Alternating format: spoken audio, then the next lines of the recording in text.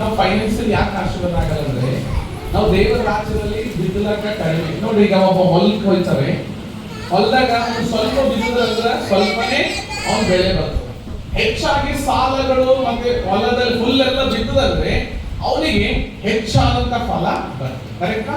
So ಅದಕ್ಕಾಗಿ ನೀವು ದೇವರ ರಾಜ್ಯದಲ್ಲಿ ಬಿತ್ತುವಾಗ ಫಸ್ಟ್ ನಿಮ್ಗೆ ಬ್ರೇಕ್ ಥ್ರೋ ಫೈನಾನ್ಸಿಯಲಿ ಹಣದ ಆಶೀರ್ವಾದ ಆಗ್ಬೇಕಂದ್ರೆ ನೀವು ಮೊದಲು ಕೂಡ ಮನಸ್ಸಿನಿಂದ ಬಿತ್ತಬೇಕು. ಯಾಕಂದ್ರೆ ಯಾವ ಸ್ಥಳದಲ್ಲಿ ಹೋಗ್ತಾ ಇದ್ದೀರ ಅಲ್ಲಿ ದೇವರು ಅದ್ಭುತ ಮಾಡ್ತಾ ಇದ್ದಾರೆ. ಆ ಸ್ಥಳದಲ್ಲಿ ನಿಮ್ಗೆ ಬಿಡುಗಡೆ ಆಗ್ತಾ ಇದೆ, ಫೈನಾನ್ಸಿಯಲ್ ಬ್ರೇಕ್ ಥ್ರೂ ಆಗ್ಲತ್ತಾವ, ಜಾಬ್ಗಳು ಬರ್ತಾ ಇದ್ದಾವೆ, ಅಲ್ಲಿ ಮಾಟ ಮಂದಿರಗಳು ಬಿಡುಗಡೆ ಆಗ್ತಾ ಇದ್ದಾವೆ, ರೋಗ ಕಾಯಿಲೆಗಳು ಬಿಡುಗಡೆ ಆಗ್ತಾ ಇದ್ದಾವೆ, ಮತ್ತು ದೇವರು ನಿಮ್ಮ ಬಡತನದಿಂದ ಸಾಲದಿಂದ ಹೊರಗೆ ತರ್ತಾ ಇದ್ದಾರೆ. ಹಲ್ಲೆಲೂಯ. ಅದಕ್ಕಾಗಿ ನೀವು ಏನು ಬಿಡ್ತೀರೋ, ಏನು ನೀವು ಹಾಕ್ತೀರೋ ಅದರ ಎರಡರಷ್ಟು ದೇವರು ನಿಮಗೆ ಆಶೀರ್ವಾದ ಮಾಡ್ತಾರೆ. ಹಲ್ಲೆಲೂಯ. ಸೊ ಅದಕ್ಕೆ ವಾಕ್ಯ ಹೇಳ್ತದೆ, 7ನೇ ವಾಕ್ಯ, ಹೆಚ್ಚಾಗಿ ಬಿತ್ತುವವನು ಏನ್ ಮಾಡ್ತಾರಂತೆ? ಹೆಚ್ಚಾಗಿ ಕೊಯ್ಯುವನು. ಯಾವಾಗ ನೀವು ಹೆಚ್ಚಾಗಿ ಬಿತ್ತೀರಲ್ಲ ನೀವು ಡೆವಲಪ್ ಆಗ್ತೀರಿ. ಫಸ್ಟ್ ಏನೈತೀರಿ? ಯಾರು ಡೆವಲಪ್ ಆಗ್ತೀರಿ? ಯಾಕಂದ್ರೆ ಬಿತ್ತಿಲ್ಲ ಅಂದ್ರೆ ಏನ್ ಹೇಳ್ತದೆ ವಾಕ್ಯ ಅಂದ್ರೆ ನಾವು ಶಾಪಗ್ರಸ್ತಕ್ಕೆ ಆಗ್ತೀವಿ. Praise the Lord. ಹಲ್ಲೆಲೂಯಾ. ಅಂದ್ರೆ ಬೆಳೆಯೋದಿಲ್ಲ. ಶಾಪಕ್ಕಿಂತಲೂ ನಾವೇನಾಗಲ್ಲ, ನಮ್ಗೆ ಹಣದಲ್ಲಿ ಆಶೀರ್ವಾದ ಇರಲ್ಲ, ಆ ಕಡೆ ಈ ಕಡೆ ಖರ್ಚಾಗ್ತದೆ, ನಿಮ್ಮ ಅಕೌಂಟ್ ಅಲ್ಲಿ ಸೇವ್ ಆಗಲ್ಲ. ಒಂದು 100 ರೂಪಾಯಿ ಅಂತಂದ್ರೆ ಸೇವ್ ಆಗ್ತಾ ಇರ್ತದೆ, ಇಡೀ ಒಂದು ತಿಂಗಳು ಕೂಡ ಅದು ಸೇಫ್ ಆಗಿರ್ತದೆ. ಯಾಕಂದ್ರೆ ನಮ್ಮ ಬ್ರೈನ್ ಹಂಗೆ ಮಾಡ್ತಾರೆ. Praise the Lord. ಇಲ್ಲಿ ಆಫರಿಂಗ್ ಸಣ್ಣದು ಬಂದ್ರು ಕೂಡ ಅದಕ್ಕೆ ನಾನು ದೇವರ ಆಶೀರ್ವಾದ ರಿಲೀಸ್ ಮಾಡ್ತೀನಿ. ಆದ್ಮೇಲೆ ಹಣದ ಒಂದು ಮಲ್ಟಿ ಆಗ್ಬೇಕಂದ್ರೆ ಹೆಚ್ಚಾಗ್ಬೇಕಂತ ಅದ್ರ ಮೇಲೆ ಬ್ಲೆಸ್ ಮಾಡ್ತಾ ಇರ್ತೀವಿ. ಅಂದ್ರೆ ಅವಾಗ ಮಾತ್ರ ನೀವೇನಾಗ್ತೀವಿ? ಬ್ಲೆಸ್ಸಿಂಗ್ ಆಗ್ತೀವಿ. ಅವಾಗ ಫೈನಾನ್ಷಿಯಲ್ ಪ್ರಾಬ್ಲಮ್ ಇಂದ ಬಿಟ್ಟು ಹೋಗ್ತಾರೆ. ಅವಾಗ ಬಡತನ ಸ್ಪಿರಿಟ್, ಇದು ದಲಿತರ ತನ ಏನು ಬಡತನವಲ್ಲ, ಅದು ಬ್ರೇಕ್ ಆಗ್ತದೆ. ಹಲ್ಲೆಲೂಯ. ಸೊ ಅದಕ್ಕೆ ವಾಕ್ಯ ಹೇಳ್ತದೆ, ಓದಿ ಒಂದ್ಸರಿ. ಸ್ವಲ್ಪವಾಗಿ ಬಿತ್ತುವವನು ಏನ್ ಮಾಡ್ತಾರಂತೆ? ಸ್ವಲ್ಪವಾಗಿ ಕೊಯ್ತಾರಂತೆ. ಮತ್ತೆ ಹೆಚ್ಚಾಗಿ ಬಿತ್ತುವವನು, ಈಗ ನೋಡಿ ಎಲ್ಲ ಹೊಲದಾಗ ಏನೇನು ಎಷ್ಟೆಷ್ಟು ಬಿತ್ತಬೇಕಂತ ಕಾಯ್ತಾ ಇದ್ದಾರಿಲ್ಲ. ನೀವು ದೇವರ ರಾಜ್ಯಕ್ಕಾಗಿ ನಾನು ಏನೇನು ಕೊಡ್ಬೇಕಂತ ನೀವು ಬಿತ್ತಿರೋ, ಏನೇನು ಮಾಡ್ಬೇಕಂತ ನೀವು ಡಿಸೈಡ್ ಮಾಡ್ತಿರೋ ಅಷ್ಟು ನಿಮಗೆ ಎರಡರಷ್ಟು ದೇವರು ಹೆಚ್ಚು ಮಾಡ್ತಾರೆ. ಆಮೇಲೆ ಅಂತ ಬರ್ತಾ ಇಲ್ಲ, ಈಗ ಸ್ವಲ್ಪ ಜನರೇ ಬರ್ತಾ ಇದೆ. ಹಲ್ಲೆಲೂಯಾ. ಯಾಕಂದ್ರೆ ಸೈತನು ಈ ವಿಷಯದಲ್ಲಿ ತುಂಬಾ ಕಂಟ್ರೋಲ್ ಮಾಡ್ತಾನೆ. ಮಲಕಿ ಪುಸ್ತಕ ಒಂದು 3ನೇ ಅಧ್ಯಾಯ ನಾನು ಮುಗಿಸ್ತೇನೆ. ನನಗೆ ಇದು ಸಬ್ಜೆಕ್ಟ್ ಇಲ್ಲ, ಬಟ್ ಜಸ್ಟ್ ಪರಿಶುದ್ಧಾತ್ಮ ಹೇಳ್ತಾ ಇದ್ದಾರೆ, ಟೈಮ್ ಆಗ್ತಾ ಇದೆ. ಬೇಗ 10ನೇ ವಾಕ್ಯಕ್ಕೆ ಹೋದ್ರೆ 3-10ನೇ ವಾಕ್ಯ.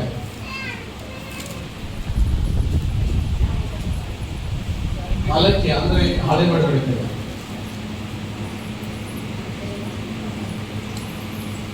ಮತ್ತೆ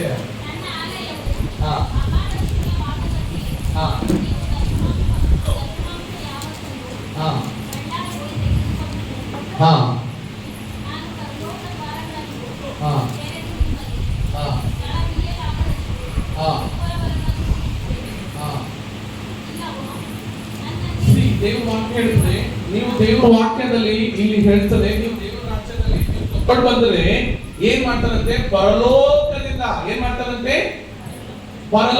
ಏನ್ ಮಾಡ್ತಾರಂತೆ? ದ್ವಾರಗಳನ್ನು ಏನ್ ಮಾಡ್ತಾರಂತೆ? ತೆಗೆದು ಸ್ಥಳ ಹಿಡದಷ್ಟು ನೀವು ಏನ್ ಮಾಡ್ತೀರಿ ಅದ್ರಾಗ ಏನ್ ಮಾಡ್ತಾರಂತೆ? ಸ್ಥಳ ಹಿಡದಷ್ಟು ಸುವರ್ಗಗಳಿಂದ ಏನ್ ಮಾಡ್ತಾರಂತೆ? ಗಮನಿಸ್ತಾರೆ. ಹಲ್ಲೆಲೂಯಾ. ಸೊ ಅದಕ್ಕಾಗಿ ನಾವು ನೋಡ್ತೇವೆ ಈ ವಾಕ್ಯದಲ್ಲಿ 8ನೇ ವಾಕ್ಯದಲ್ಲಿ ನೋಡ್ರಿ ಒಂದ್ಸರಿ. ಹಾ ಹಾ ಹಾ ಹಾ ಹಾ ಹಾ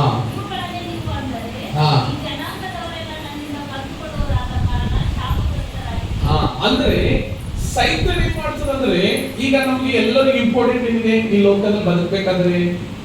ಏನ್ ಇಂಪಾರ್ಟೆಂಟ್ ಅದ? ಹಲೋ ಕೇಳ್ರಿ, ಯಾರು ಏನ್ ಇಂಪಾರ್ಟೆಂಟ್ ಅದ? ಏನ್ ಇಂಪಾರ್ಟೆಂಟ್ ಗೊತ್ತಿಲ್ಲ? ಏನ್ ಇಂಪಾರ್ಟೆಂಟ್ ಅದ ಬದುಕಬೇಕಾದ್ರೆ? ಏನಾದ್ರೂ ತರಬೇಕು, ಮಾರ್ನಿಂಗ್ ಚಾಯ್ ಕುಡಿಬೇಕಾದ್ರೆ ಹಾಲು ತರಬೇಕಾದ್ರೆ ಏನ್ ಮಾಡ್ತೀರಿ? ಫ್ರೀ ಕೊಡ್ತಾರೆ. ಏನ್ ಮಾಡ್ತೀರಿ? ದುಡಿಬೇಕಂದ್ರೆ ಏನ್ ಬೇಕು ನಮಗೆ? ಹಣಗೋಸ್ಕರ ನಾವು ಬದುಕಬೇಕು. ಸೊ ಯೇಸು ಸ್ವಾಮಿ ಗೊತ್ತಿಲ್ಲ ನಿಮ್ಗೆ ಹಣ ಇಂಪಾರ್ಟೆಂಟ್ ಅದ ಅಂತ?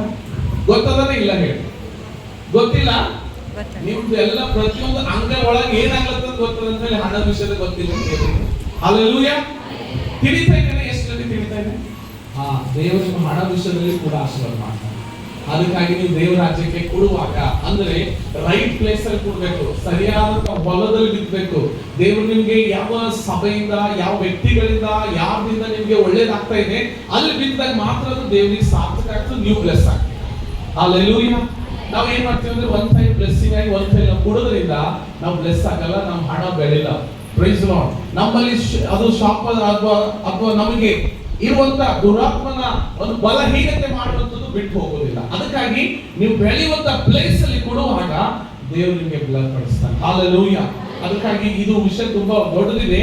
ಅದು ನಾನು ಹೇಳ್ತಾ ಇದ್ದೀನಿ, ಸೀಕ್ರೆಟ್. ನಾವು ಫೈನಾನ್ಸಿಯಲ್ ಬೆಳಿಬೇಕಂದ್ರೆ. ಹಲ್ಲೆಲೂಯಾ. ಯಾಕಂದ್ರೆ ನಾವು ಕೂಡಲೇ ಹೋದರೆ ನಾವು ಏನಾಗ್ತೀವಂತ ಸೊ ಅದಕ್ಕಾಗಿ ನಾವು ಮೊದಲನೇ ಕೊರಂತೆ ಈ ಕರ್ತನ ಮೇಜ್ ಕಡೆ ಹೋಗ್ತಾ ಇದ್ದೀವಿ. ಅದರ ವಿಷಯದಲ್ಲಿ ನಾವು ಹೋಗೋಣ. ದೇವ್ರ ವಾಕ್ಯ ಹೇಳ್ತದೆ 11ನೇ ಅಧ್ಯಾಯ. ಈಗ ನಾವು 24ನೇ ವಚನ ಓದೋಣ. 24 ಮೊದಲನೇ ಕೊರಂತೆ 11. ಹಾ ಹಾ ಹಾ ಹಾ ಹಾ ಎಸ್ ಹಾ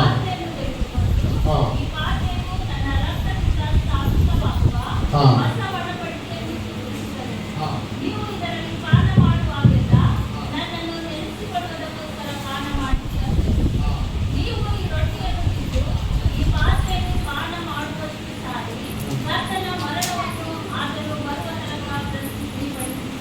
ಎಸ್ ಹಲ್ಲೆಲೂಯಾ. ದೇವರ ವಾಕ್ಯ ಹೇಳ್ತದೆ ಇದನ್ನು ಪಾನ ಮಾಡುವಾಗೆಲ್ಲ ಏನ್ ಮಾಡ್ರಿ ಅಂತ. ಇದು ಏನಾಗಿದೆ ಅಂತೆ, ಇದು ನನ್ನ ರಕ್ತ ಆಗಿದೆ ಮತ್ತು ಇದು ನನ್ನ ದೇಹ ಆಗಿದೆ. ನಾವು ಎದರಲ್ಲಿ ಪಾಲಾಗ್ತಾ ಇದ್ದೇವೆ? ನೀವು ತಗೊಳ್ತಾ ಇದ್ದೀವಿ ದ್ರಾಕ್ಷಿ ರಸ ಅಂತ ತಗೊಳ್ಬೇಡ್ರಿ. ಫಸ್ಟ್ ನಿಮ್ ತಲೆ ಹಿಡ್ಕೊಳ್ರಿ. ಏನಂತ ತಗೊಳ್ತಾ ಇದ್ದೀವಿ? ಅದು ನನ್ನ ದೇಹ ಅಂತ ಯೇಸು ಸ್ವಾಮಿ ಹೇಳಿದ. ಏನಂತೆ ಶಿಷ್ಯರಿಗೆ ಆ ರೊಟ್ಟಿ ಕೊಟ್ಟ ಮೇಲೆ ಆ ರೊಟ್ಟಿ ತೆಗೆದುಕೊಂಡು ಏನ್ ಹೇಳ್ದ ಶಿಷ್ಯರಿಗೆ? ಇದು ನನ್ನ ಏನಂತ ಹೇಳ್ದ? ಇದು ರೊಟ್ಟಿ ಏನಂತ ಹೇಳ್ದ? ಏನಂತ ಹೇಳಿದಾನೆ?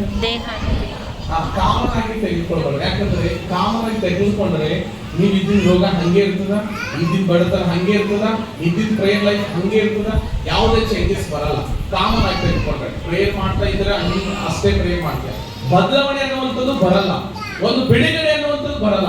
ರೋಗ ಬಿಡುಗಡೆ ಆಗ್ಬೇಕು ಕಂಪ್ಲೀಟ್ ಆಗಿ ಅಂದ್ರೆ ಅದು ಬರುವುದಿಲ್ಲ. ಇದು ಏನಿದೆ ಅಂದ್ರೆ the DNA of Jesus Christ. Hallelujah. ಯೇಸುವಿನ ದೇಹ ಆಗಿದೆ. ಹಲ್ಲೆಲೂಯಾ. ಮತ್ತು ಈ ವಾಕ್ಯ ಹೇಳ್ತದೆ ಆ ಒಂದು ದ್ರಾಕ್ಷರಸವನ್ನು ಏನಾಗಿದೆ ಅಂದ್ರೆ ಯೇಸುವಿನ ರಕ್ತವಾಗಿದೆ. ಇದು ನನ್ನನ್ನು ನೆನೆಸಿಕೊಂಡು ತೆಗೆದುಕೊಳ್ಳಬೇಕು. ಆದ್ರೆ ಎಂತ ತಗೊಳ್ಬೇಕಂತ ದೇವರ ವಾಕ್ಯ ಹೇಳ್ತದೆ, ಯಾರೆಲ್ಲ ರಕ್ಷಣೆ ಹೊಂದಿದ್ದಾರೆ, ರಕ್ಷಣೆ ಅಂದ್ರೆ ಏನು, ಯಾರೆಲ್ಲ ದೀಕ್ಷಾ ಸ್ನಾನ ತೆಗೆದುಕೊಂಡಿದ್ದಾರೆ ಅಂತವರು ತೆಗೆದುಕೊಳ್ಬೇಕು. ಎಂತವರು? ಹಲ್ಲೆಲೂಯಾ. ದೀಕ್ಷಾ ಸ್ನಾನ ಅಂತಂದ್ರೆ ನಾವು ದೇವರಿಗಾಗಿ ಮಾರ್ಪಟ್ಟಾಗ್ತೀವಿ. ಹಲ್ಲೆಲೂಯಾ. ನಾವು ದೇವರಿಗೋಸ್ಕರ ಜೀವನ ಮಾಡುವಂತರು, ಯೇಸು ಸ್ವಾಮಿ ಮೇಲೆ ನಂಬಿಕೆ ಇಟ್ಟು ಬದುಕುವವರು, ನಾವು ಕ್ರಿಸ್ತನಿಗಾಗಿ ಬದುಕುವವರು. ಇದನ್ನು ನಾವೇನ್ ಮಾಡಬೇಕಂತೆ ತೆಗೆದುಕೊಳ್ಬೇಕಂತ ವಾಕ್ಯ. ಅದಕ್ಕೆ ಇದನ್ನು ಪಾನ ಮಾಡುವುದೆಲ್ಲ ಏನ್ ಮಾಡ್ರಿ, ನನ್ನನ್ನು ನೆನೆಸಿಕೊಂಡು ಪಾನ ಮಾಡಿರಿ ಅಂದರು. ಹಲ್ಲೆಲೂಯಾ. ಮತ್ತೆ 26ನೇ ವಾಕ್ಯ ಹೇಳ್ತದೆ, ನೀವು